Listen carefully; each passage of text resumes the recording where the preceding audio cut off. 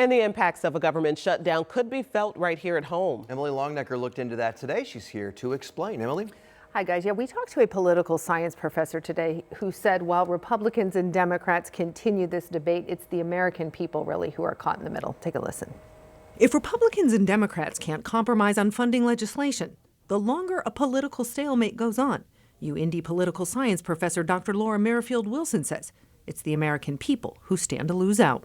The American public at the end loses in all this. The failure to compromise is a failure to enact legislation, a failure to fund our government and the responsibilities and functions it has to serve all people. That's the real loser here. The debate centers around what both sides believe should be included or not included in the funding bill. Democrats want tax credits under the Affordable Care Act to be extended. They also want Medicaid cuts reversed, saying they won't vote to keep the government open unless protections are secured. Republicans want a funding bill without adding any policy changes to it. They argue that debates over programs should happen later and accuse Democrats of holding the government hostage by insisting on new health care demands, an assertion Indiana Democratic Congressman Andre Carson pushed back against Tuesday. Absolutely not. Government funding runs out tonight at midnight amid a health care crisis of Republicans' own making.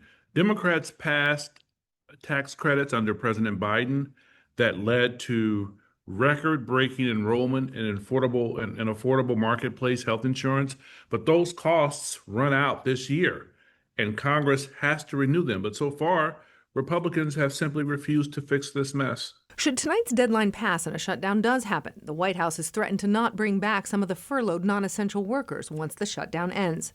A smaller workforce could ultimately lead to slower customer service in the future when it comes to processing Social Security and Medicaid applications after the shutdown ends. For now, both sides digging in as the American people wait to see what, if any, fallout comes. Both sides are pointing the finger at the other side. And the reality is they're not wrong, but they're not right either. We also reached out to multiple Republican lawmakers from Indiana. Only Congresswoman Victoria Spartz's office got back to us to say she was not available.